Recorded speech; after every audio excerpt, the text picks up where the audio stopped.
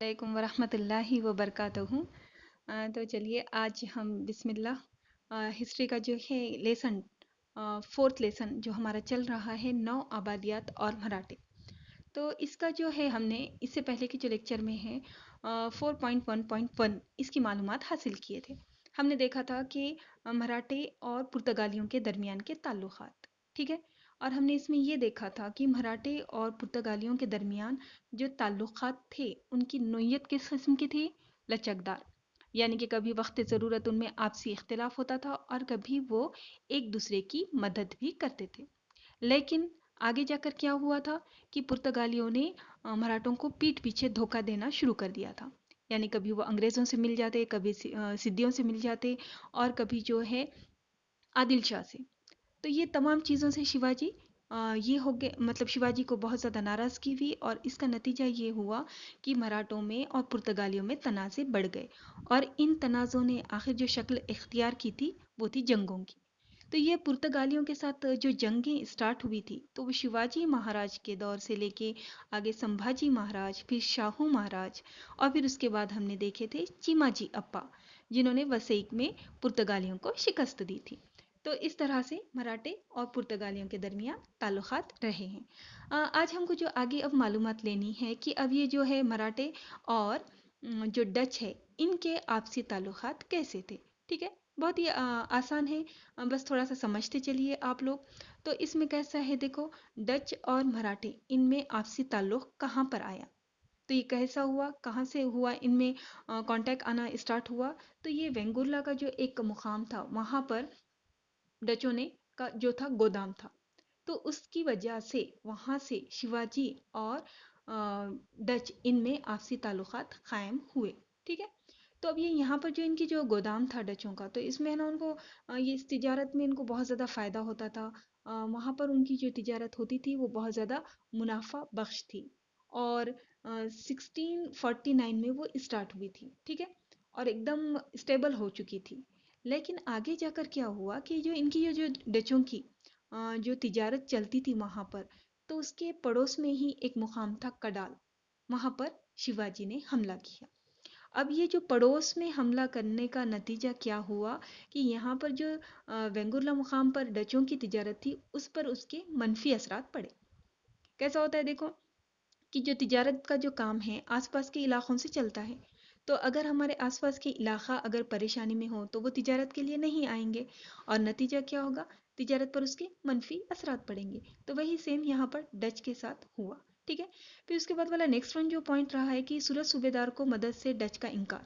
اب یہاں کیا مسئلہ ہوا تھا کہ مراٹھوں کی اور مغلوں کی دشمنی بھی بہت مشہور ہے، تو یہ جو سورت کا جو صوبے دار تھا وہ تھا مغل، ٹھیک ہے، اور اس نے ہے نا مراٹھوں کا جو بحری بیڑا ہے اس کو تباہ کرنے کے لیے مدد طلب کی تھی ڈچ سے۔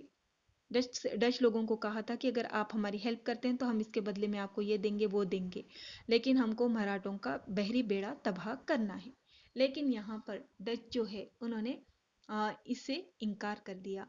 تو نیکسٹ دیکھیے کہ ان کا جو انکار کیا انہوں نے، تو اب شیواجی مہاراج جو ہے ان کو بھی اس چیز نے خوشی دی، اور انہوں نے بھی کیا کیا، دابول گودام پر دابول میں گودام تعمیر کی اجازت دی، ٹھیک ہے، یہاں بغیر غلطی سے آ گیا ہے، وہاں پر تعمیر آنا تھا، یہ پرنٹ لکھنے میں تھوڑی سی مسٹیک ہو گئی، تو دابول گودام تعمیر کی انہوں نے اجازت دی۔ تو دیکھو اس طرح سے نیکسٹ پوائنٹ کہ سیاسی تعلقات کیسے رہے ہیں ڈچ کے اور مراٹھوں کے؟ لچکدار، فلیکسیبل، ایک دوسرے کی مدد کر رہے ہیں، ایک دوسرے کا ساتھ دے رہے ہیں، اور یہ کب کیسے؟ تو وقت کے حساب سے، یعنی جہاں پر لگتا ہے کہ ان کی مدد کرنا ہے تو بالکل وہ مدد کرتے تھے، جہاں لگتا ہے کہ ان کے مخالف جانا ہے تو پھر وہ جہاں جانا ہے وہ وہاں جاتے بھی تھے۔ لیکن یہاں کیسا تھا کہ ڈچ کو بھی پتا تھا کہ اگر ہم مراٹھوں کے ساتھ اچھے سے رہیں گے تو یہ ہمارے لیے مفید رہے گا، تو اس لیے انہوں نے کیا کر دیے تھے، مغلوں کو مدد کرنے سے انکار دے دیے تھے۔ تو اب یہ دابول میں جب گودام کی اجازت تو دے دیے، لیکن کچھ وجوہات تھے جس کی وجہ سے وہ گودام تو اسٹارٹ نہیں ہوا۔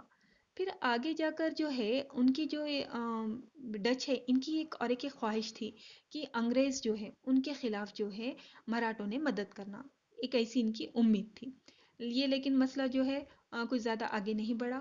پھر آگے دیکھیے کہ ڈچ کا جو گودام ہے जब शिवाजी महाराज ने सूरत पर जब दूसरा हमला किया था, ठीक है, दूसरी सवारी की थी, तो उन्होंने डच के जो गोदाम थे उनको वहां पर बिल्कुल भी कोई नुकसान नहीं पहुंचाया था, ठीक है। तो और उसके बाद जो एक नेक्स्ट वन हुआ था, कर्नाटक में भी सवारी की थी, लेकिन वहां पर भी क्या किए थे शिवाजी महाराज ने, डचों के जो गोदाम थे उनको नुकसान नहीं पहुंचाया था। तो इनकी तहफ़्फ़ुज़ की वजह से ये जो किया था उन्होंने, डचों को तो बहुत सारे उन्होंने क्या किए, नजराने तोहफे शिवाजी महाराज के नज़र पेश किए। तो इस तरह से जो है डच और मराठा रिलेशन है, तो ये कैसा रहा है, ज़्यादा इनमें कुछ ज़्यादा कशीदगी नहीं रही है, बल्कि लचकदार ताल्लुकात, एक दूसरे को साथ देते हुए, एक साथ जो अलग अलग है कोशिशें करते हुए, एक दूसरे की मदद करते हुए इनके सियासी ताल्लुकात रहे हैं, ठीक है। तो अब उसके बाद वाला जो है नेक्स्ट पॉइंट है फ्रांसीसी और मराठी। तो अब इनके बारे में तो देखो, इनका मैप में बताया वाला है फ्रांसीसियों का जो इलाका है उसके बारे में। अब देखिए आगे जो होता है, तो 1668 में फ्रांसीसियों ने शिवाजी महाराज से इजाज़त लिए थे कि राजापुर के मुकाम पर गोदाम शुरू करने की। तो उन्होंने फिर क्या हुआ था, शिवाजी महाराज ने उनको परमिशन दिए राजापुर में गोदाम कायम करने की, तो यहाँ पर फ्रांसीसियों का गोदाम कायम हुआ। और इसकी वजह से कैसे हो गए थे, इन दोनों में ताल्लुकात जो थे वो दोस्ताना किस्म के थे। और दोस्ताना ताल्लुक, और उन्होंने गोदाम कायम करने की इजाज़त दिए, तो बदले में फ्रांसीसियों ने क्या दिया, मराठों को बहुत ज़्यादा गोला बारूद जो होता है, असला जो होते हैं, हथियार वगैरह वो फराहम किए, ठीक है। तो ये इस तरह का, यानी कि इस हाथ ले उस हाथ दे, ऐसा मामला होता है। ये पॉलिटिक्स होती है कि इसमें अगर हम सामने वाले की मदद करेंगे तो वो भी हमारा वक्त आने पर बदले में मदद करता है। और उस वक्त के हालात कैसे थे कि चारों तरफ दुश्मन थे, उनके भी थे, फ्रांसीसियों के भी, उनके भी मुकाबिल थे, यहाँ पर जो शिवाजी महाराज थे इनके भी दुश्मन थे। तो इससे ऐसे हालात में दोस्त भी बनाकर रखना ज़रूरी होता है, जो वक्त ज़रूरत साथ दे। तो ये यहाँ पर इस तरह की ये पॉलिटिक्स चल रही, मीन्स ये दोनों एक दूसरे को साथ दे रहे हैं। तो अब इन्होंने देखो गोदाम कायम करने की इजाज़त दी है, तो उसके बदले में उन्होंने दारू गोला जो होता है, असला होता है, वो फराहम किया, उसे दोस्ताना ताल्लुकात हो गए। अब उसका नतीजा, जब शिवाजी महाराज ने सूरत पर दूसरा हमला किया, तो फ्रांसीसियों के वहाँ पर जो गोदाम थे उनको है ना बिल्कुल भी नुकसान नहीं पहुंचाया, जैसे डच को नहीं पहुंचाया था, सेम वैसे ही नहीं। फिर इसका बदला उनको क्या मिला, उनका गोदाम जब तहफ़्फ़ुज़ में रहा, तो उसके नजराने के तौर पर बहुत सारे तोहफे, तवाइफ, खतीर रकम, बहुत बड़ी रकम मराठों को फ्रांसीसियों की तरफ से दी गई, ठीक है। ये रहा। तो जो नेक्स्ट जो है, जो 1677 में पांडिचेरी के गवर्नर जो थे फ्रांसवा मार्टन ने फ्रांसीसी गोदामों के तहफ़्फ़ुज़ के लिए इजाज़तनामा भी हासिल किया। और फिर इस तरह से आगे जब है, तो छत्रपति जो है शिवाजी महाराज, इन्होंने जनूबी भारत की फतेह को दिग्विजय के बाद चोल मंडल के किनारे पर मराठों का तसल्लुत कायम हो गया। यानी कि यहाँ पर देखिए मराठों का कैसा हो रहा है, अभी यहाँ पावर बढ़ गया है। दिग्विजय के बाद, यानी कि जनूबी भारत की फतेह के बाद चोल मंडल के किनारे तक के मराठों के इख्तिदार में वो इलाका आ गया। लेकिन इसी ज़माने में क्या हुआ, तो फ्रांस और इंग्लैंड के दरमियान इख्तिदार के लिए रस्साकशी, उनमें दोनों में बहुत ज़्यादा कशीदगी कायम हो गई, ठीक है। और ये दोनों पहले से ही पुराने ही हैं, इनके दुश्मन हमेशा से थे, हमेशा से इनके तनाज़े रहे हैं, फ्रांस के और इंग्लैंड के। तो अब ये दोनों में जब चल रहा है ऊपरी लेवल पर ये सब कुछ इख्तिदार के लिए, तो उसका नतीजा क्या हुआ, उसके असरात कहाँ पर पड़े, भारत में उनके जो गोदाम थे, उनकी जो कॉलोनीज वगैरह उन्होंने कायम किए थे, वहाँ पर भी पड़े, ठीक है। तो अब यहाँ पर भी ये दोनों एक दूसरे की रियासतों में घुसने की, वहाँ पर अपना इख्तिदार कायम करने की ये लोग कोशिशें शुरू कर दिए इन लोगों ने। तो अब ये जब उन्होंने कोशिशें शुरू कर दिए, तो अब इसमें कैसा था कि जो मुकामी हुक्मरान थे, अगर वो साथ दे दें तो फिर उनका मुकाबला करना, यानी अगर फ्रांसीसियों का मुकामी हुक्मरान साथ देते हैं तो वो इंग्लैंड के खिलाफ उनके लिए बहुत ही कारागर साबित हो सकता है। तो ये चीज़ उनको पता थी, ये समझ गए थे ये लोगों ने।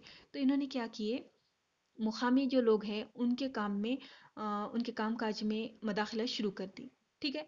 और ये किस तरह से, इनका वो भी बहुत चालाकी आती है, देखो इन्हें, इन्होंने क्या किया कि निज़ाम के दरबार में दाखिला हासिल करने के लिए उन्हें कहा कि हम आपको यूरोप की जो है जंगी टेक्निक सिखाएंगे आपके पास के फौजियों को, ठीक है।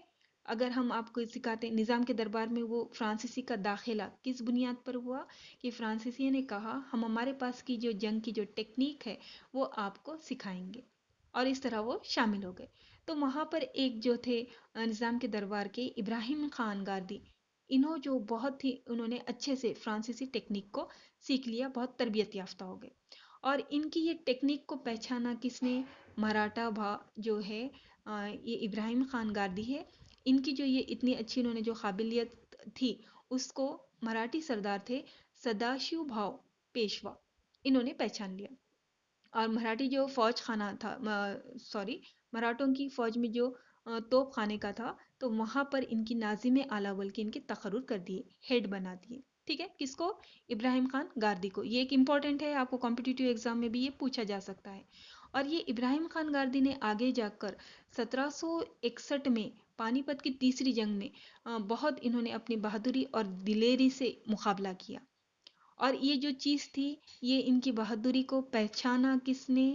مہادجی شندے نے۔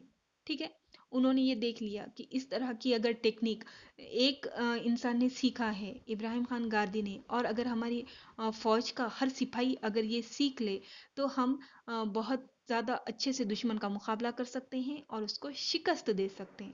تو مہادجی شندے نے کیا کیے؟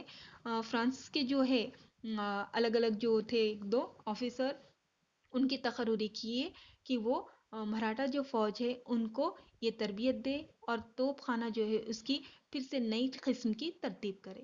اور اس کی وجہ سے انہوں نے جو یہ کیا، فرانسیسیوں کو اپنے پاس بلا کر ٹریننگ دینے کے لیے رکھا، اس کا نتیجہ یہ ہوا کہ آگے مراٹھوں کو اپنی علاقے میں بالادستی قائم کرنے میں اور ساتھ ہی ساتھ انگریزوں کے اوپر اپنی دھاک بٹھانے میں بہت زیادہ فائدہ حاصل ہوا۔